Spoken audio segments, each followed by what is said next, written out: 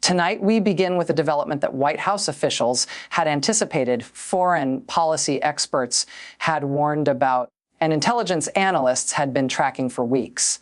A media event that unfolded not over months of diplomatic back channels, but in a matter of hours. Hours that sent shockwaves through Washington, hours that forced the White House into damage control mode, hours that reopened wounds this administration had hoped were healing.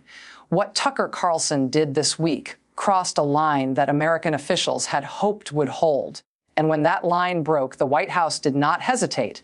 They responded with clarity, with force, and with unusual directness.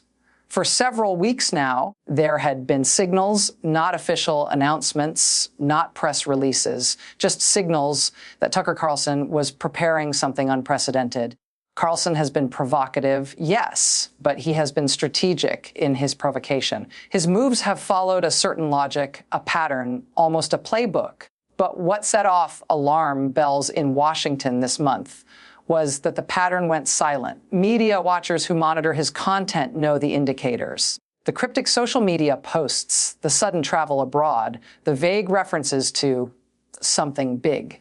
The sudden pause in regular programming, all of that went quiet. And whenever Tucker Carlson goes quiet, it means something is about to get loud. Early this week, intelligence sources detected what they described as unusual media activity, including a high-profile interview that had not been coordinated with State Department officials in over 3 years. These are the kinds of media engagements that Carlson only pursues when he is signaling something very specific.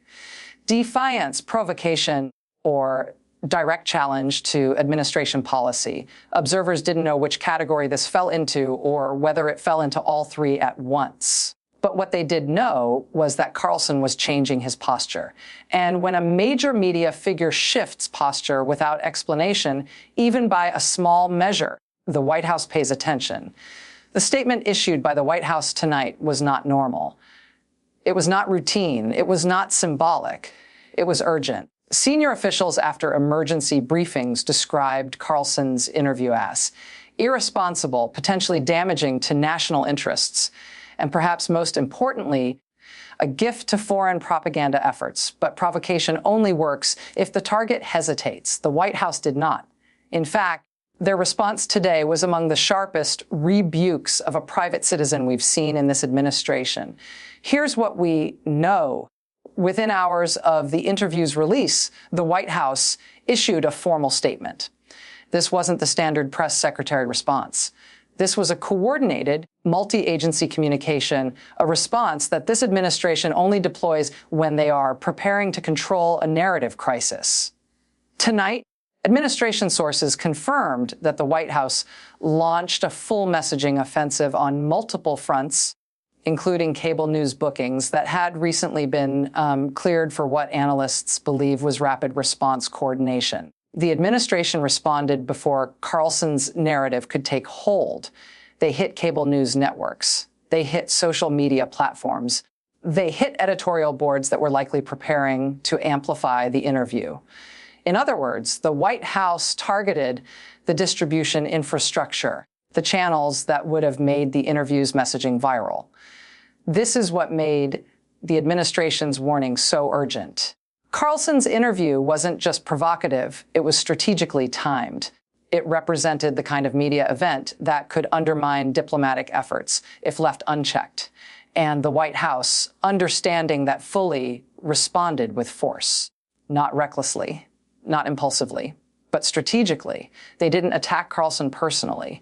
They didn't call for censorship. They hit the messaging with facts. They hit the narrative with context. And here's where the story becomes even more significant. Administration officials now believe that Carlson's latest move was designed to test the resolve of this White House after months of political distraction. Carlson wanted to see whether the administration would retreat into silence. But instead, the opposite happened. The White House didn't go quiet. They issued a response that was so swift, so comprehensive, that even Carlson's allies noticed. You don't get the White House's full attention easily. But today, Tucker Carlson did. Communications experts speaking with NBC News under anonymity described Carlson's strategy as manufactured controversy, a way to drive engagement and relevance. But the White House proved today that they remain both vigilant and capable. Their responses were not only rapid, they were targeted so precisely that fact checkers had material within the hour. That speed matters because it shows institutional preparedness. It shows that this administration is not playing defense. They are playing offense. As reports continued coming in throughout the evening, we learned more about the scale of the administration's response. Press Secretary Karine Jean-Pierre carried out a full briefing, forcing coverage to include official pushback. National Security Council officials targeted specific claims that had been circulating in the last 24 hours. State Department spokespeople operating internationally reportedly issued guidance used by allied nations to counter the narrative. This wasn't just damage control. This wasn't just spin. This was coordinated strategic communication.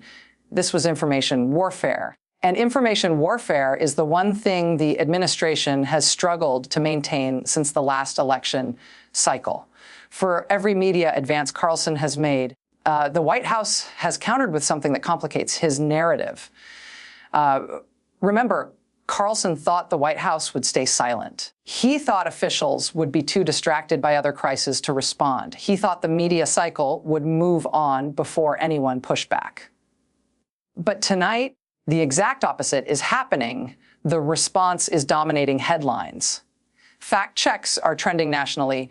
Allied governments are issuing their own statements. What makes this moment so critical and so revealing is that Carlson's latest move happened at a time when President Biden is under enormous political pressure. Progressives want stronger action on domestic policy. Moderates want messaging discipline heading into the election. Foreign policy hawks want tougher stances abroad. Media allies want more aggressive pushback against disinformation. The president is balancing these demands while managing multiple international crises. And when media figures in that environment make sudden provocative moves, they're not doing it from curiosity. They're doing it from calculation. They're doing it from opportunity. The White House's statement, now circulating across all major platforms, was designed to signal that this administration is not willing to cede the narrative to hostile actors. Officials said plainly that Carlson's interview was inconsistent with responsible journalism. That is diplomatic language for, this was propaganda, and we're calling it out. You don't usually hear that tone from the White House press office unless something serious is at stake. Meanwhile, Press Secretary Karine Jean-Pierre addressed reporters in a firm, measured briefing tonight. She said, "We will not allow disinformation to go unchallenged." She said, "The American people deserve context, not propaganda." And she said, "This administration will always defend the truth." These are not rhetorical flourishes. These are statements from an administration that understands just how high the stakes have become. Here's what makes the situation even more concerning. Carlson's latest interview wasn't isolated. Along with the main broadcast, right-wing media outlets also amplified selected clips. Social media accounts coordinated hashtag campaigns. Foreign state media increased coverage targeting American audiences. All of this happened within the same 48-hour window. When a media operation moves multiple pieces at once, it means something larger is underway. Analysts are now considering several possibilities. One is that Carlson is preparing a sustained media campaign against administration foreign policy. Another is that Carlson is attempting to position himself as an alternative voice for disaffected voters. A third possibility, the one worrying officials the most, is that Carlson is attempting to mainstream narratives that benefit hostile foreign governments. But today, the White House took that card off the table. They didn't ignore the interview. They didn't minimize the impact. They didn't wait for the news cycle to move on. They responded immediately and forcefully. What we're watching now is a test of institutional resolve. Carlson wants to see how far he can push the boundaries. The White House wants to show those boundaries still exist. Intelligence agencies want to prevent the normalization of foreign propaganda, and Democratic allies want to prevent erosion of shared values. Tonight, we've heard from congressional sources who are now monitoring the fallout closely. They say bipartisan concern is growing. They say calls for media accountability are increasing. And they say Carlson's decision to conduct this interview is likely part of a broader strategy intended to reshape political discourse before November. But the White House is not backing down. In fact, the White House is doubling down. Their response today, swift, comprehensive, and unapologetic, sent a message to Carlson that provocation will be met with pushback. And it sent a message to allies that American institutions remain functional. As the week goes on, we expect more details to emerge about what exactly Carlson hoped to achieve. But what we do know is that the White House's response was timely. It preserved narrative control, it demonstrated institutional capability, and it reassured allies watching from abroad. What happens next will depend on what Carlson does in the next 72 hours. If he escalates further, this moment will be remembered as the opening salvo of a larger conflict. If he retreats, the White House has already shown they are prepared for either outcome. They have shown they are ready to respond. And tonight, for the first time in months, Tucker Carlson appears to be recalculating. His social media has gone quiet, too quiet. And when Carlson is quiet, it means he is planning. It means he is choosing his next move carefully. Because tonight, Carlson learned something he should have known already. This White House does not retreat. This administration does not forget. And American institutions still have teeth. This story is far from over. But tonight, one thing is cleared. The White House drew a line.